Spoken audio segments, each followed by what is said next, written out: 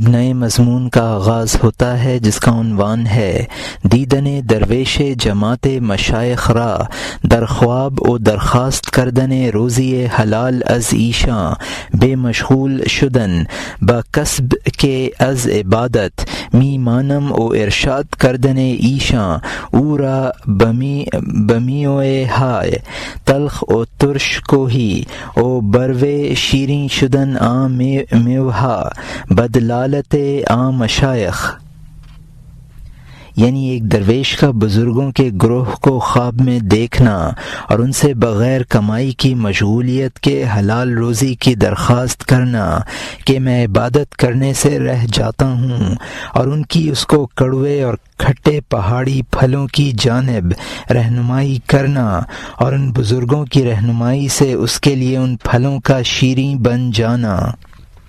ایک درویش نے قصہ میں بتایا کہ میں نے خواب میں خضریوں کو دیکھا، میں نے ان سے کہا کہ حلال روزی جو وبال نہ بنے میں کہاں سے کھاؤں؟ یہاں مترجم نے حاشیے میں لکھا ہے جو عارف باللہ ہیں وہ خود کیمیا گر ہیں، ان کی نگاہ میں سونے کی کوئی وقت نہیں ہے۔ اس قصہ سے یہ بتانا مقصود ہے کہ اہل اللہ کی نظر میں دنیا کا مال ہیچ ہے اور ان کی ہمت کیمیا کا کام کرتی ہے۔ خضریاں وہ ابدال ہیں جو حضرت خضر علیہ السلام کی طرح نگاہوں سے پوشیدہ ہیں۔ میں نے ان ابدال سے کہا کہ کمانا کھانا تو وہاں ہے، ایسی تدبیر بتا دیجئے کہ مجھے بلا کمائے حلال روزی حاصل ہو جائے۔ اور یہاں حاشیہ ختم ہوتا ہے۔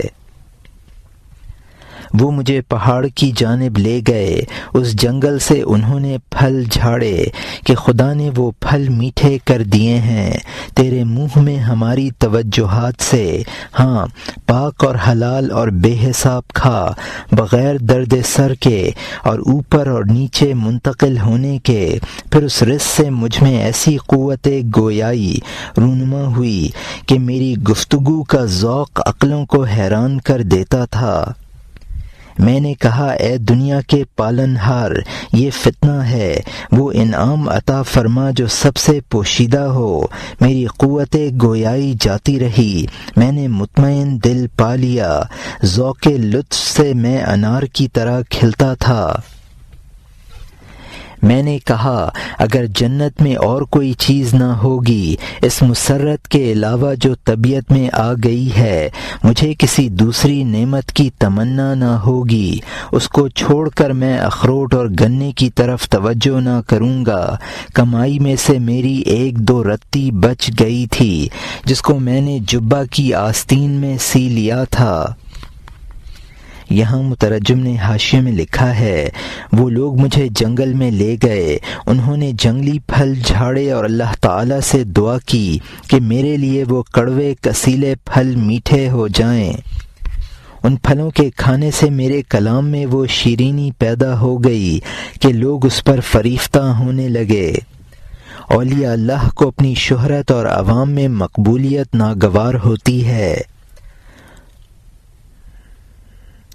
وہ لطف کلام کی کیفیت پھر زائل ہو گئی جو عوام کی گرویدگی کا سبب تھی، اور دل میں ایک جذبہ مسرت پیدا ہو گیا۔ وہ قلبی کیفیت اس قدر پرمسرت تھی کہ اگر جنت میں صرف وہی حاصل ہو تو اور کسی چیز کی تمنا کی ضرورت نہیں ہے۔ اور یہاں حاشیہ ختم ہوتا ہے۔ اب نئے مضمون کا آغاز ہوتا ہے جس کا عنوان ہے نیت کردنے او کہ این زربدیں ہیزم کش دہم چوں من روزی حلال یافتم بکرامت مشائخ و رنجیدن آں ولی ہیزم کش از ضمیر و نیت او، یعنی اس کا سوچنا کہ یہ سونا میں اس لکڑہارے کو دے دوں جبکہ میں نے بزرگوں کے کرامات سے روزی پا لی ہے، اور اس لکڑہارے ولی کا اس کے دل کی بات اور نیت سے رنجیدہ ہونا۔ ایک درویش لکڑیاں لا رہا تھا، تھکا ہارا جنگل سے آیا۔ میں نے سوچا کہ میں روزی سے بے نیاز ہوں، اس کے بعد مجھے روزی کی فکر نہیں ہے۔ ناگوار پھل میرے لیے عمدہ ہو گئے ہیں، خاص رزق جسم کو حاصل ہو گیا ہے۔ چونکہ میں حلق کے معاملے سے فارغ ہو گیا ہوں، چند رتیاں ہیں، یہ میں اس کو دے دوں، اس مصیبت بھرنے والے کو یہ سونا دے دوں تاکہ وہ 2-3 دن کے لیے وہ خوراک سے مطمئن ہو جائے۔ اس نے خود میرے دل کی بات جان لی، کیونکہ اس کی شمع میں اللہ تعالی کی شمع کا نور تھا۔ اس کے لیے ہر خیال کا راز آئینہ کے اندر کے چراغ کی طرح تھا۔ یہاں مترجم نے حاشیے میں لکھا ہے کہ میں تو جنگلی پھلوں پر گزارا کر لیتا ہوں، لہٰذا مجھے اب کھانے پینے کی کوئی فکر نہیں ہے، اب مجھے اپنے حلق اور کھانے کی فکر نہیں ہے۔ وہ 2-3 دن میرے اس عطیہ سے اپنے کام چلا لے گا۔ اس کے قلب کو اللہ تعالیٰ کے نور کی روشنی حاصل تھی، وہ لکڑہارا روشن ضمیر تھا، دل کی بات اس پر اس طرح ظاہر ہو جاتی تھی جس طرح چراغ شیشے کے لیمپ میں سے نظر آ جاتا ہے۔ اور یہاں حاشیہ ختم ہوتا ہے۔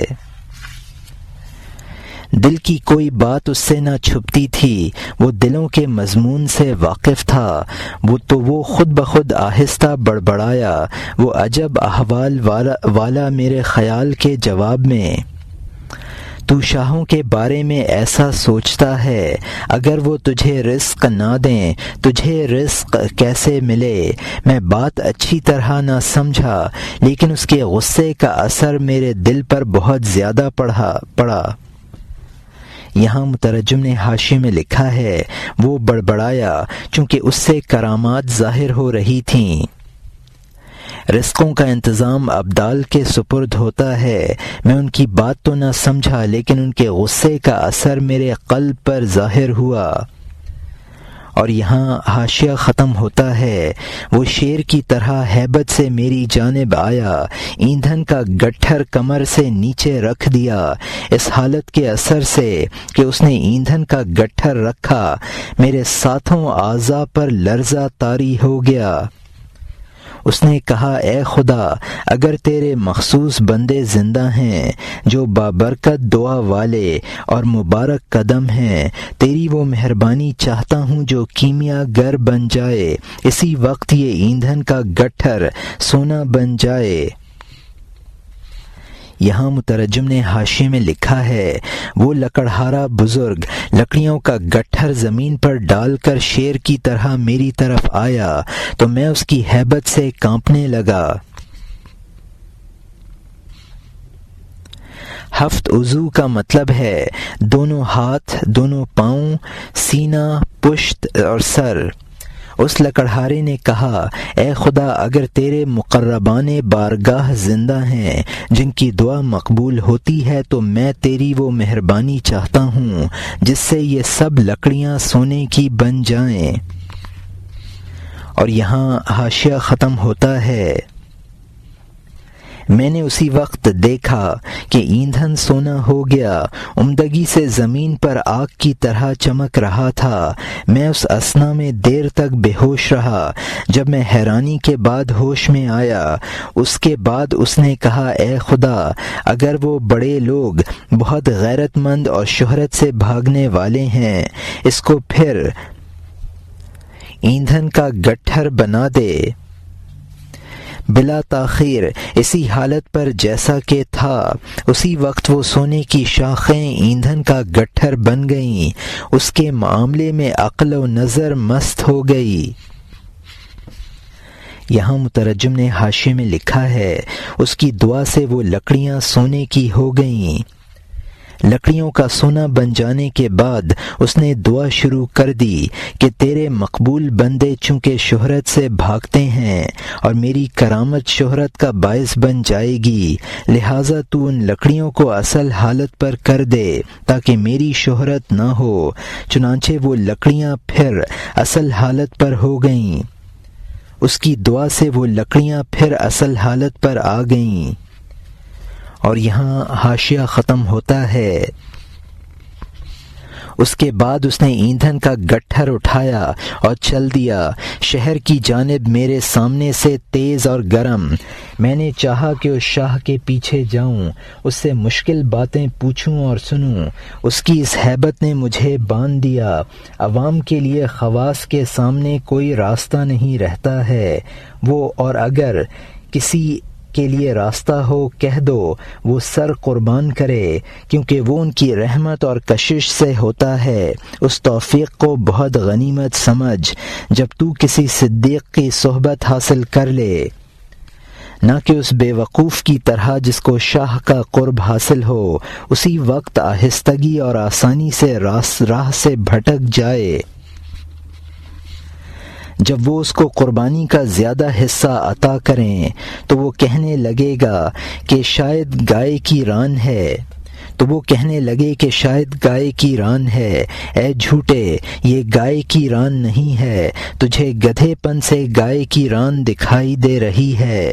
یہ بغیر رشوت کے شاہوں کا تحفہ ہے، یہ شفقت سے خالص بخش ہے۔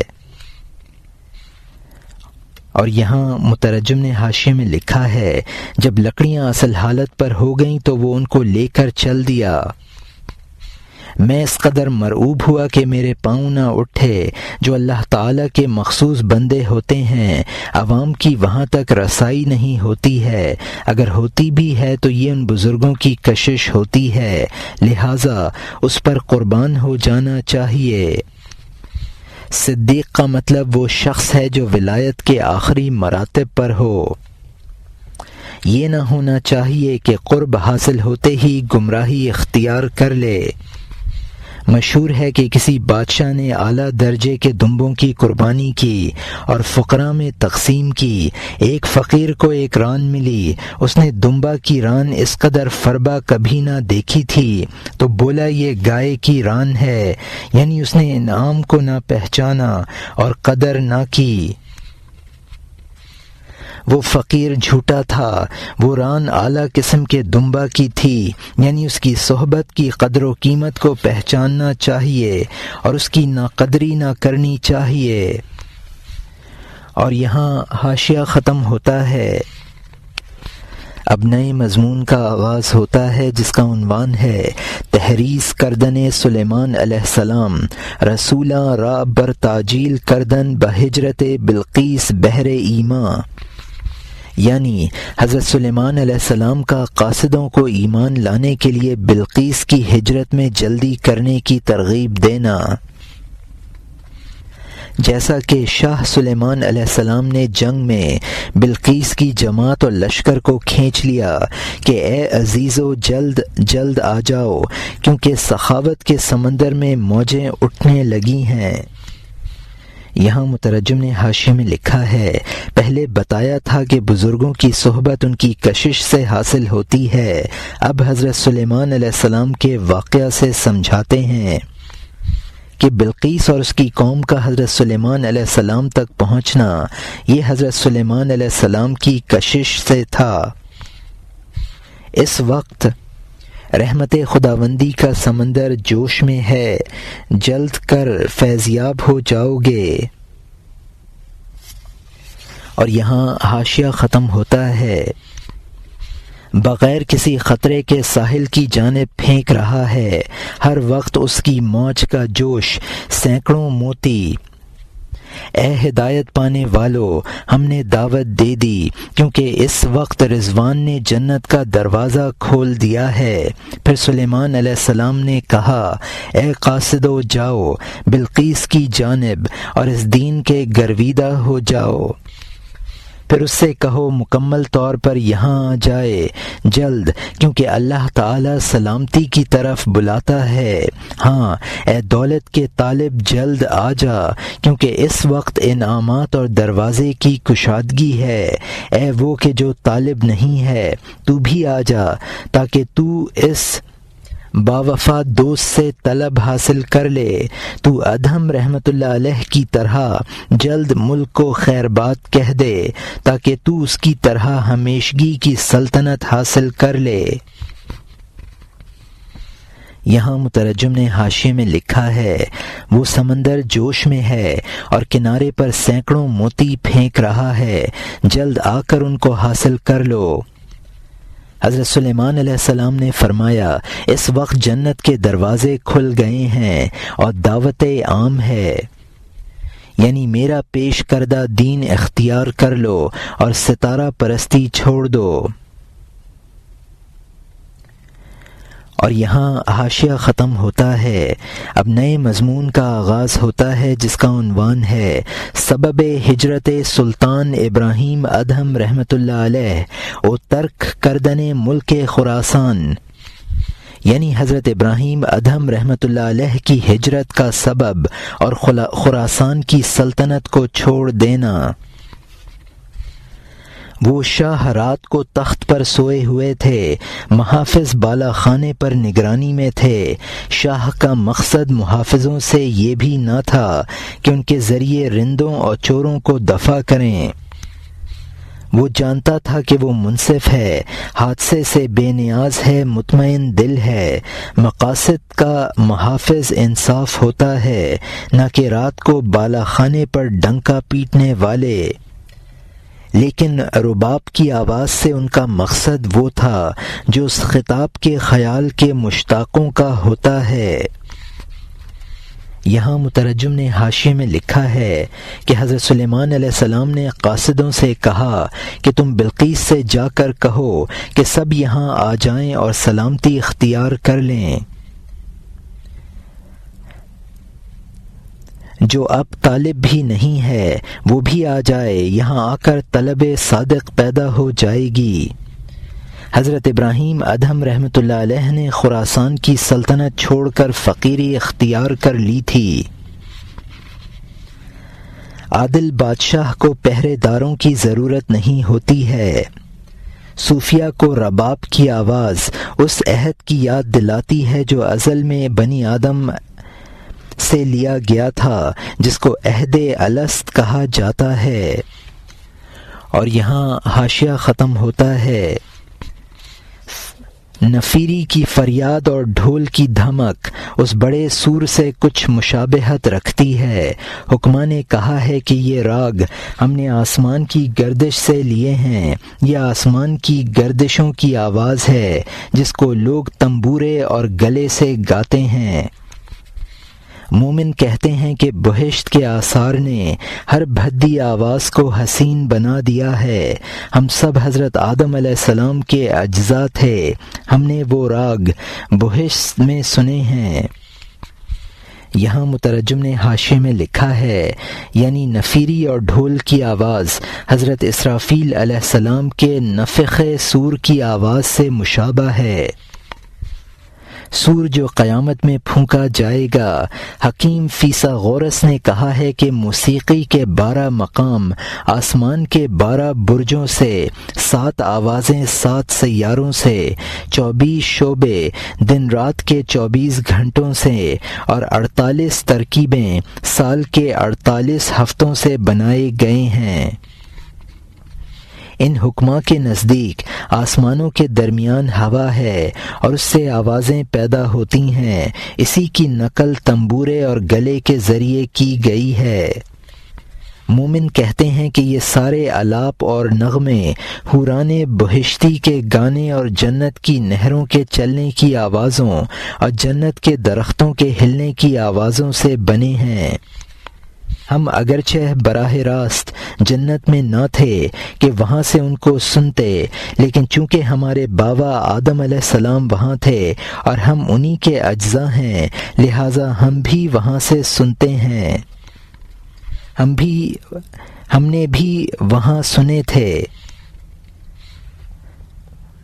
اور یہاں حاشیہ ختم ہوتا ہے، اگرچہ پانی اور مٹی نے ہمیں شک میں ڈال دیا ہے، اس سے ہمیں ان کی کچھ یاد آ جاتی ہے، لیکن چونکہ وہ نغمے مصیبتوں کی مٹی میں مل گئے ہیں تو یہ نیچے اونچے سر وہ مزہ کہاں دیتے ہیں۔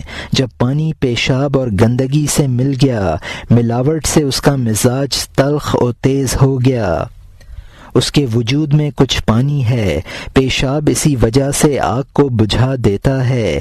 پانی اگرچہ ناپاک ہو گیا، اس کا مزاج باقی رہ گیا کہ وہ غم کی آگ کو اپنے مزاج سے بجھا دیتا ہے۔ سما عاشقوں کی غذا بن گئی کیونکہ اس میں وصل کا خیال ہوتا ہے۔ یہاں مترجم نے حاشیے میں لکھا ہے، اس آب و گل کی دنیا نے ہمیں جنت کی پوری باتیں بھلا دی ہیں، پھر بھی کچھ یاد باقی ہے، چونکہ اب وہ نغمے ہمارے جسم سے پیدا ہو رہے ہیں جو آب و گل سے بنا ہے، اس لیے اب اس زیر و بم سے وہ مستی پیدا نہیں ہوتی جو جنت میں طاری ہوتی تھی۔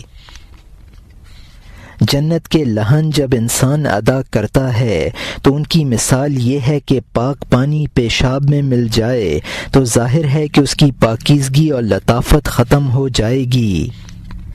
پیشاب میں ملے ہوئے پانی میں بھی پانی کے خواص کچھ نہ کچھ باقی رہ جاتے ہیں، اس کو آگ پر ڈالا جائے تو وہ آگ کو بجھا دے گا۔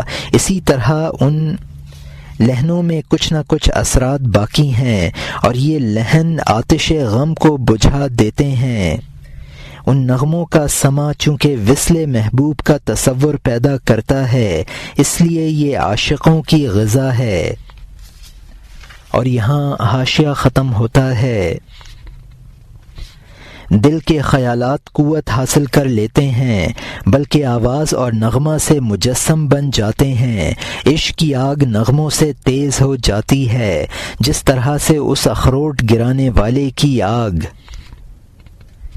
یہاں مترجم نے حاشیے میں لکھا ہے، اگر سامع میں عالی جذبات ہوتے ہیں تو ان میں ابھار پیدا ہوتا ہے اور خیال تجسم اختیار کر لیتا ہے۔ عشق کی آگ ان نغموں سے تیزی پکڑ لیتی ہے جس طرح اس پیاسے شخص کی پیاس ان اخروٹوں کے گرنے سے تیز ہو رہی تھی جو پانی میں گر کر آواز پیدا کر رہے تھے۔ آئندہ حکایت میں مولانا رحمۃ اللہ علیہ اس کی تفصیل کرتے ہیں۔ اب نئے مضمون، اور یہاں حاشیہ ختم ہوتا ہے۔ اب نئے مضمون کا آغاز ہوتا ہے جس کا عنوان ہے حکایت مرد تشنا کہ از سرے جوز بن جوز در آب می ریخت کہ در گو بود او در آب نمی رسید تا بافتادن جو زبانگ آب بشنود او راچوں سما بانگ آب در ترب می آورد۔ یعنی اس پیاسے کی حکایت جو اخروٹ کے درخت سے اخروٹ پانی میں گراتا تھا، جو پانی گڑھے میں تھا اور وہ پانی تک نہ پہنچ سکتا تھا تاکہ اخروٹ کے گرنے سے پانی کی آواز سن لے، اور اس کو پانی کی آواز کا سننا مستی میں لاتا تھا۔ پانی گہرے گڑھے میں تھا، وہ تشنا چڑھ گیا، اخروٹ کے درخت پر اخروٹ گراتا تھا، اخروٹ کے درخت سے اخروٹ پانی میں گرتا تھا، آواز آتی تھی، وہ بلبلے دیکھتا تھا۔ ایک عقل مند نے کہا، اے نوجوان رہنے دے، خود اخروٹ تجھے پیاسا کر دیں گے، اکثر پھل پانی میں گرتے ہیں، پانی گہرائی میں تجھ سے دور ہے، دیکھ اکثر پانی میں گرتے ہیں، ان کو پانی لے جاتا ہے، تجھے اس سے کیا فائدہ جب تک تو اوپر سے نیچے اترے گا، اے بہادر پانی تیرے اخروٹ غائب کر چکا ہوگا۔ اس نے کہا، اس جھاڑنے سے میرا مقصد اخروٹ نہیں ہے، غور سے دیکھ، اس ظاہر پر نہ ٹھہر۔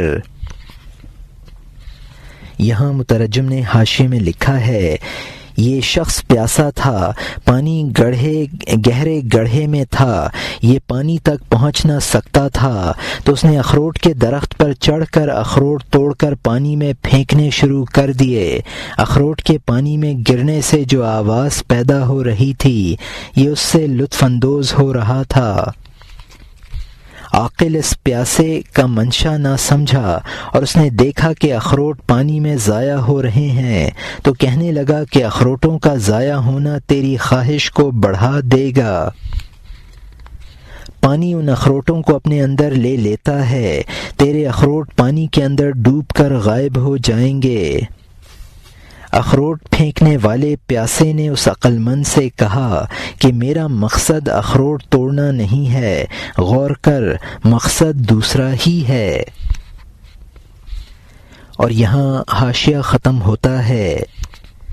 میرا مقصد یہ ہے کہ پانی کی آواز آئے، میں یہ بلبلے بھی پانی پر دیکھوں۔ دنیا میں پیاسے کا کام خود کیا ہوتا ہے؟ ہمیشہ حوض کے چاروں طرف چکر کاٹنا، نہر کے گرد اور پانی کے گرد اور پانی کی آواز کے گرد، اس حاجی کی طرح جو صحیح کعبہ کا طواف کرنے والا ہے۔ اسی طرح اس مثنوی سے میرا مقصود اے ضیاء الحق حسام الدین تو ہی ہے۔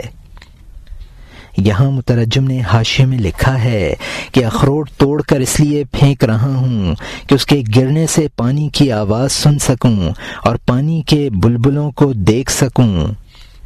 پیاسے کا یہی شغل ہوتا ہے کہ وہ حوض کے چکر کاٹے، پانی اور نہر کے چکر لگائے اور پانی کی آواز سنے۔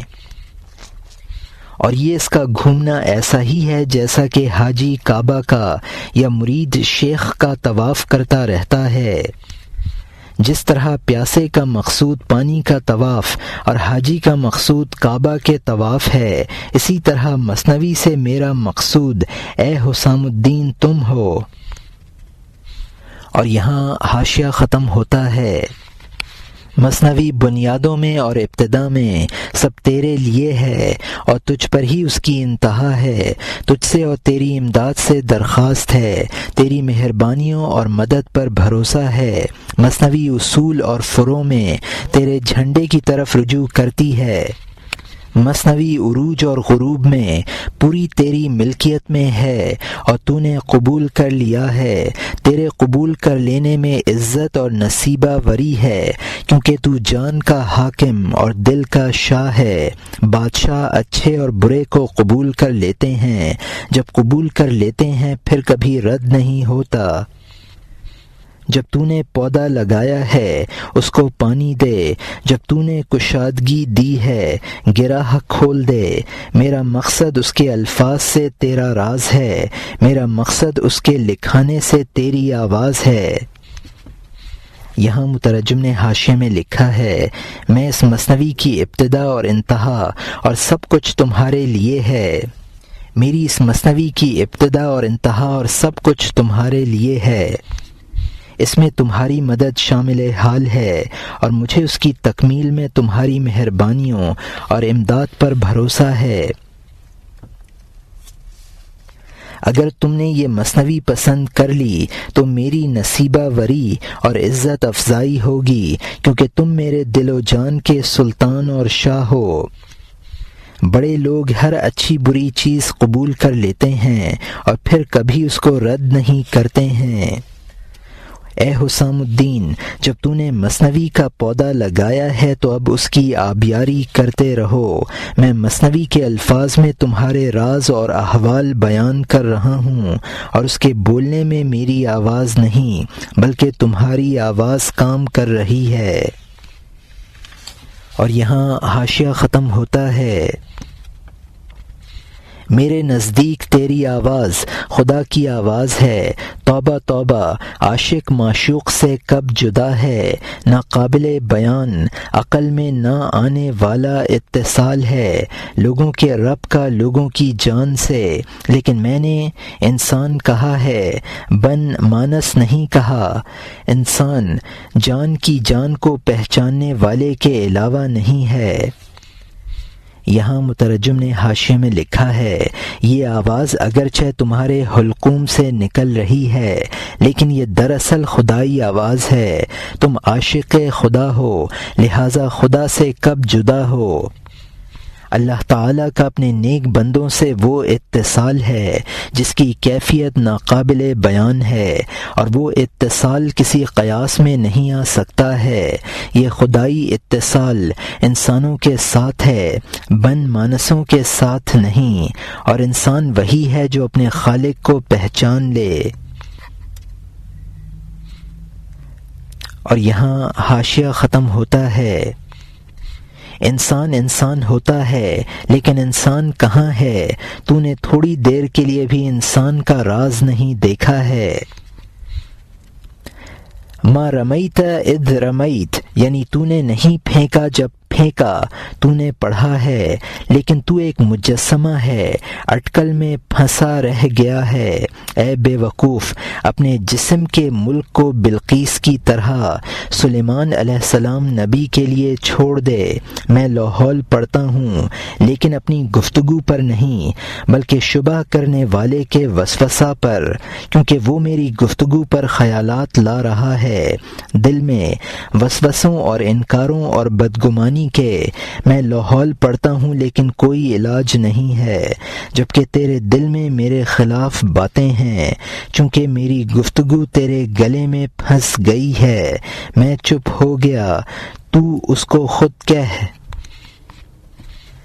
یہاں مترجم نے حاشیے میں لکھا ہے، بہت سے انسان بشکل انسان ہیں، لیکن ان میں انسانیت نہیں ہے۔ جنگ بدر میں حضور صلی اللہ علیہ وسلم نے ایک مٹھی خاک دشمنوں کی طرف پھینکی، جس سے وہ مبہوت ہو گئے۔ قرآن پاک نے اس کے بارے میں فرمایا، وہ خاک تم نے نہیں پھینکی، ہم نے پھینکی۔ یہ وہ اتصال ہے جو میں سمجھا رہا ہوں، لیکن تو صرف جسم بلا روح ہے اور مرتبہ یقین کو نہیں پہنچ سکا ہے۔ تو اپنے جسم کی سلطنت کو اسی طرح خیر بات کہہ دے، جس طرح بلقیس نے حضرت سلیمان علیہ السلام کی خاطر سلطنت کو خیر بات کہہ دیا تھا۔ یہاں آ کر مولانا کو مثنوی کے معترضین کا خیال آ گیا۔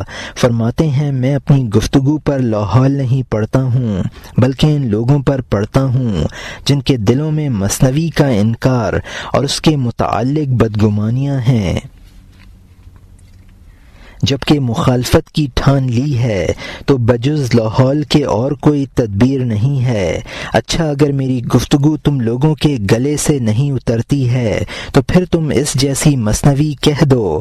میرا ایک قصہ سناتے ہیں، اس پر ایک قصہ سناتے ہیں کہ ایک نئے نواز گانے بجاتے ہوئے گوش خارج ہو گیا تو اس نے بانسری اپنے مقت کے حوالے کر دی اور کہا کہ اگر تو اچھا بجانا جانتی ہے تو تو ہی بجا لے۔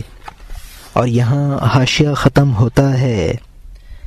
اب نئے مضمون کا آغاز ہوتا ہے، جس کا عنوان ہے در بیان نائی کے از مقدش باد بجست نے را بر زمین نہاد کہ اگر تو از من بہتر می زنی بگیر، یعنی اس نئے نواز کے بیان میں جس کی مقد سے گوز نکلا، اس نے بانسری زمین پر رکھ دی کہ اگر تو مجھ سے بہتر بجانا جانتی ہے تو لے۔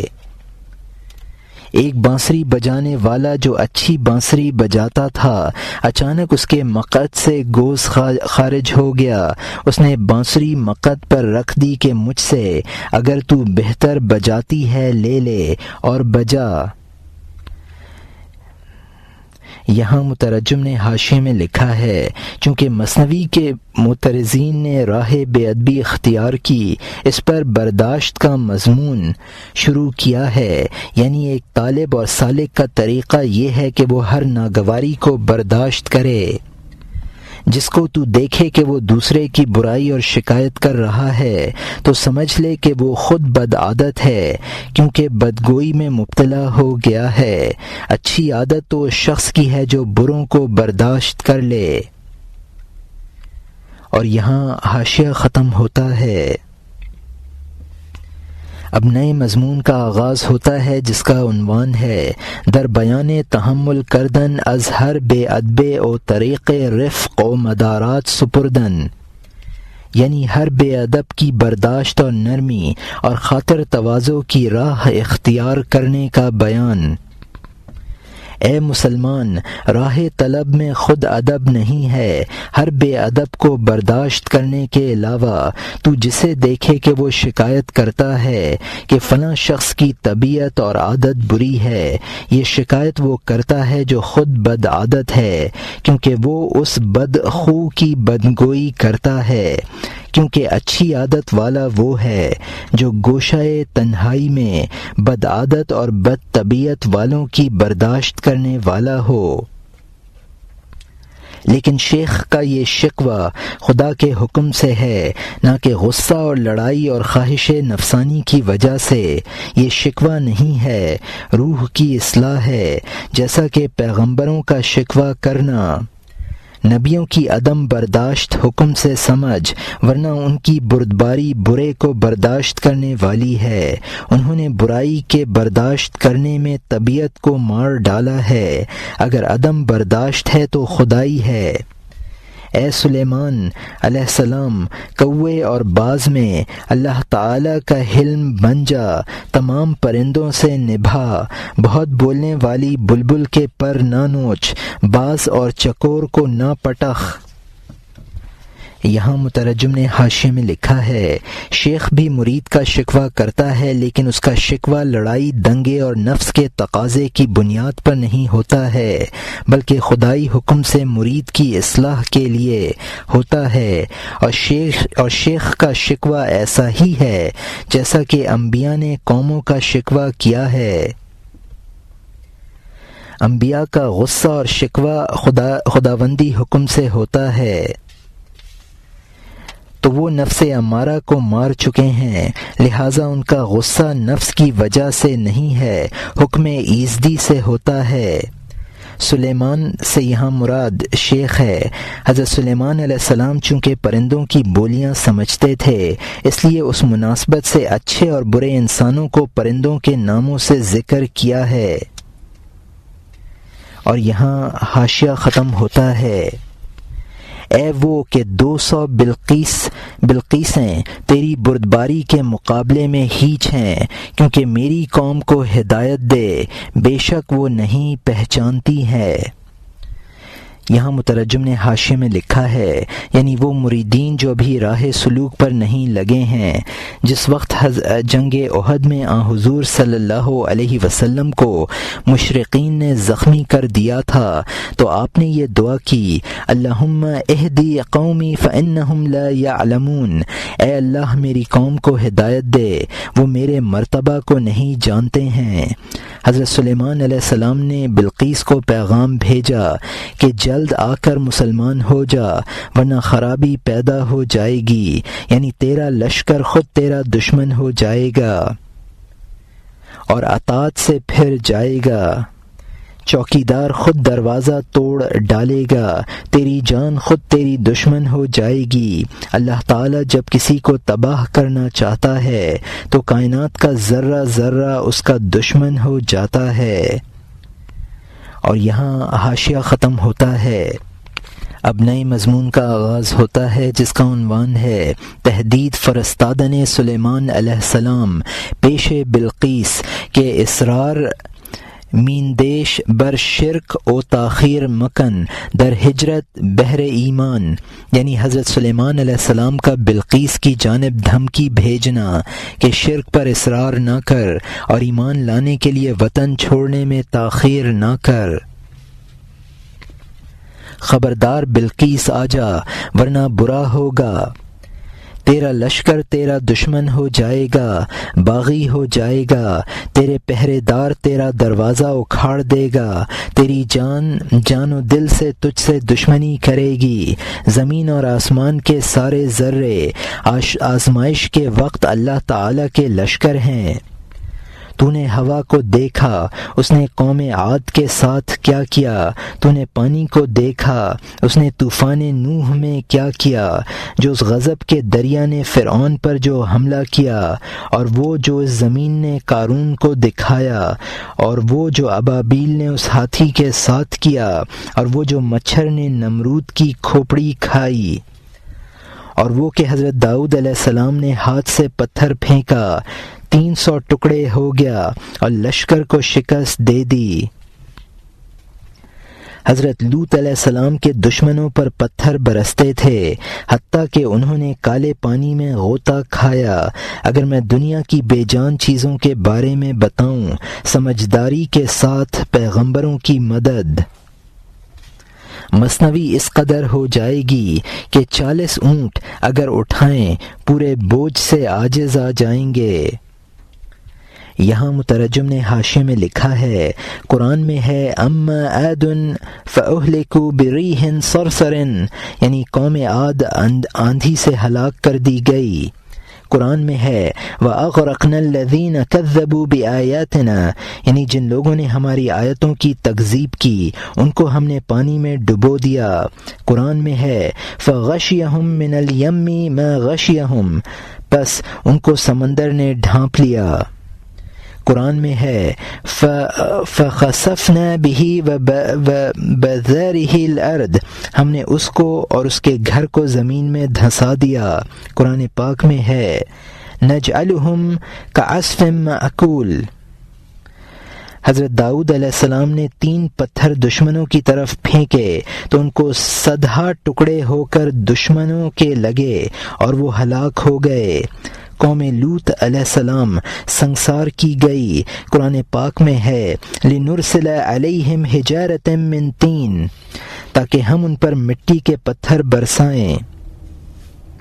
اگر تشریح کی جائے کہ جمادات نے انبیاء کی کیا کیا مدد کی ہے تو مثنوی کی ضخامت 40 اونٹوں کے بوجھ کی ہو جائے گی۔ اور یہاں حاشیہ ختم ہوتا ہے۔ ہاتھ کافر کے خلاف گواہی دے دیتا ہے، اللہ کا لشکر بن جاتا ہے، اطاعت کرتا ہے۔ اے قول و فعل میں اللہ کی مخالفت کرنے والے، تو اس کے لشکر کے درمیان ہے، خوف کھا۔ تیرا جوڑ جوڑ بالاتفاق اللہ کا لشکر ہے، اب نفاق سے تیرے فرما بردار ہیں۔ اگر وہ آنکھ کو کہہ دے کہ اس کو تنگ کر، آنکھ کا درد تیری 100 ہلاکتیں پیدا کر دے گا۔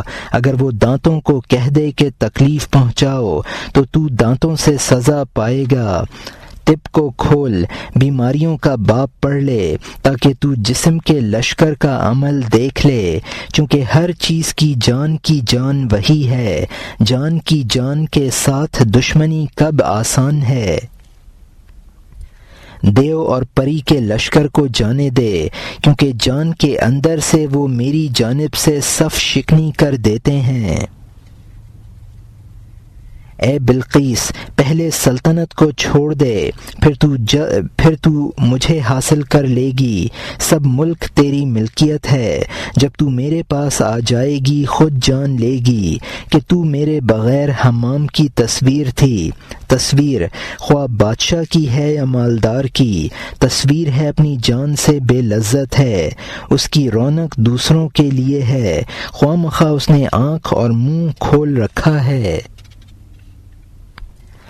یہاں مترجم نے حاشیے میں لکھا ہے انسان کا ہر جز قرآن میں ہے وَتُكَلِّمُنَا أَيْدِيهُمْ وَتَشْهَدُ أَرْجُلُهُمْ بِمَا كَانُوا يَكْسِبُونَ، اور ان کے ہاتھ ہم سے کلام کریں گے اور ان کے پاؤں گواہی دیں گے ان کاموں کی جو انہوں نے کیے۔ اللہ تعالیٰ کے مخالف کو ڈرنا چاہیے، وہ اس کی کائنات کے لشکروں میں گھرا ہوا ہے۔ انسان کا ہر جز اللہ کا لشکر ہے، فی الحال نفاق سے منکروں کا ساتھ دے رہا ہے۔ دانتوں کا درد انسان کو مصیبت میں مبتلا کر دیتا ہے۔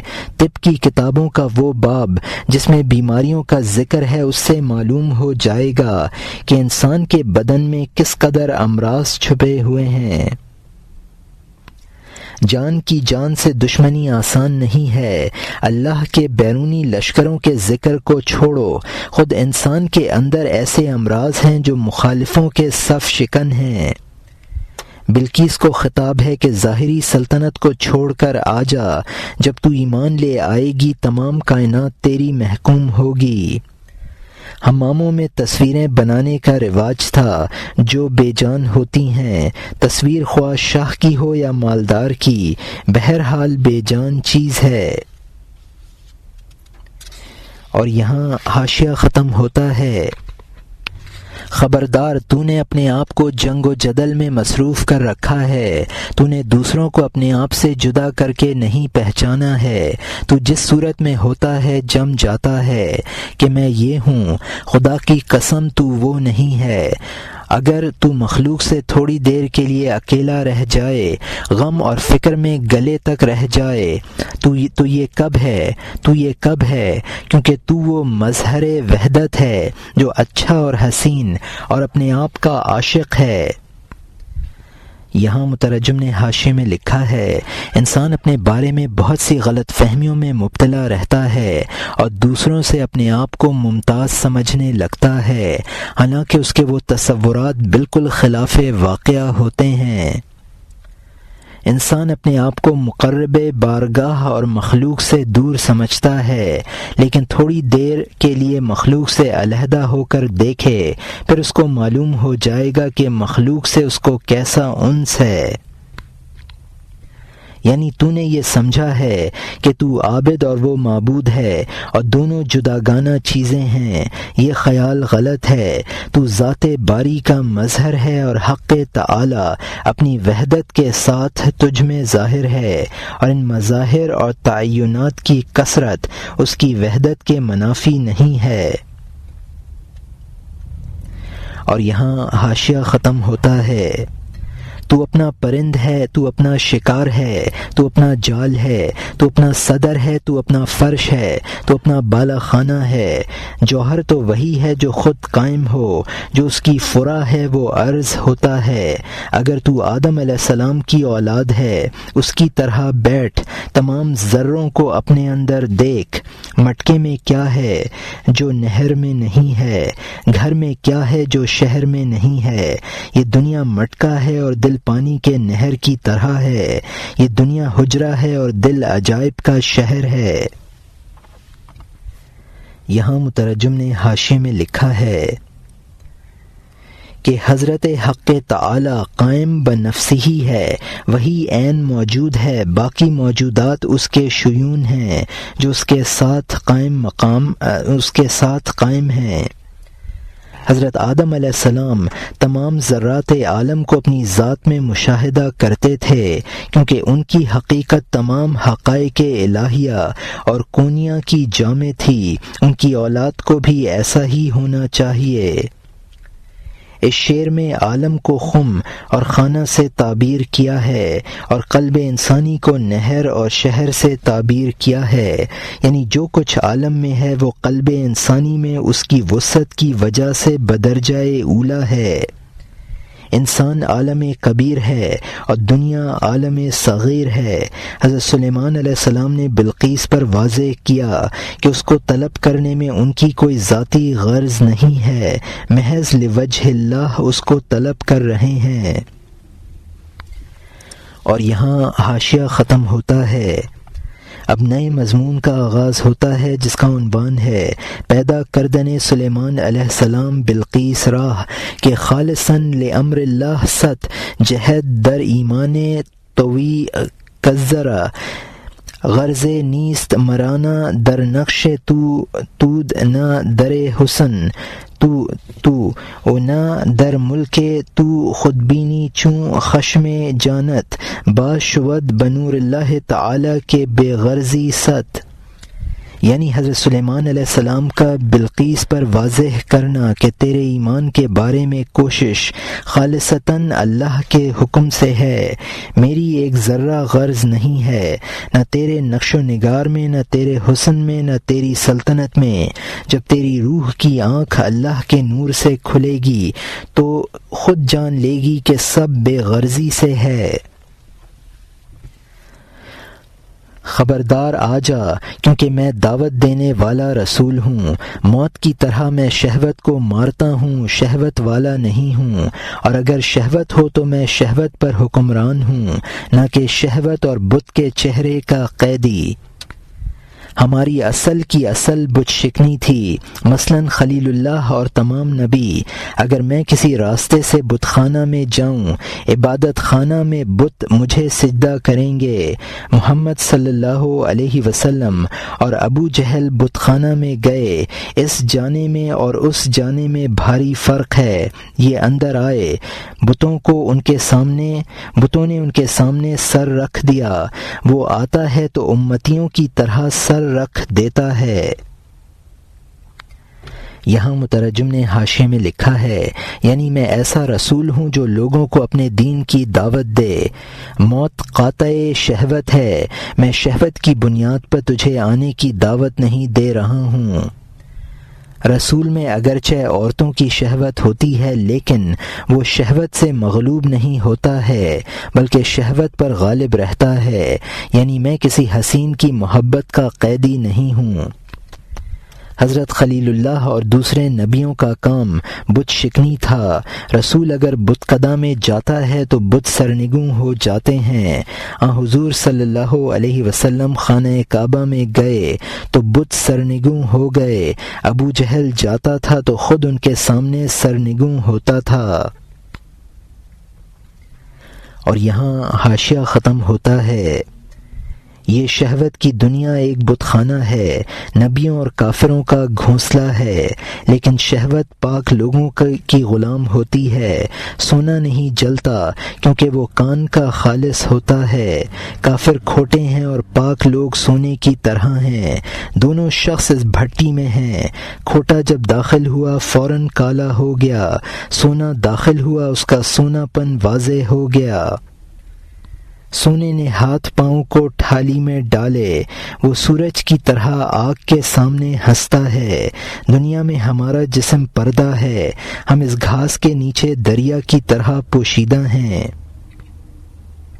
اے بے وقوف، دین کے شاہ کو مٹی کا نہ سمجھ، کیونکہ یہ نظر ملعون شیطان نے کی ہے۔ یہاں مترجم نے حاشیے میں لکھا ہے، دنیا شہوت کا گھر ہے اور نبی اور کافر دونوں اس میں مقیم ہیں۔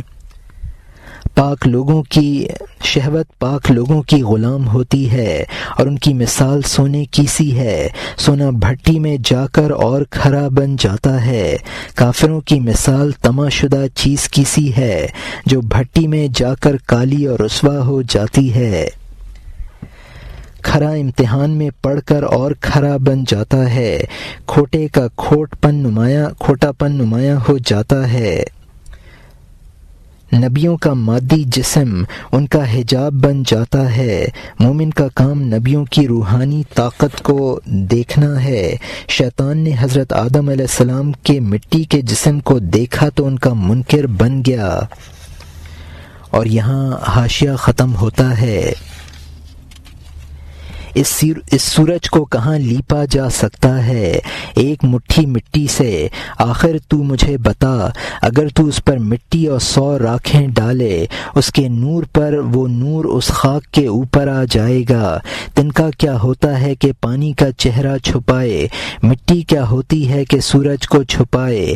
اے بلقیس، شاہ ادہم رحمۃ اللہ علیہ کی طرح اٹھ کھڑی ہو، اس 2-3 روز کی حکومت سے دھواں اٹھا دے۔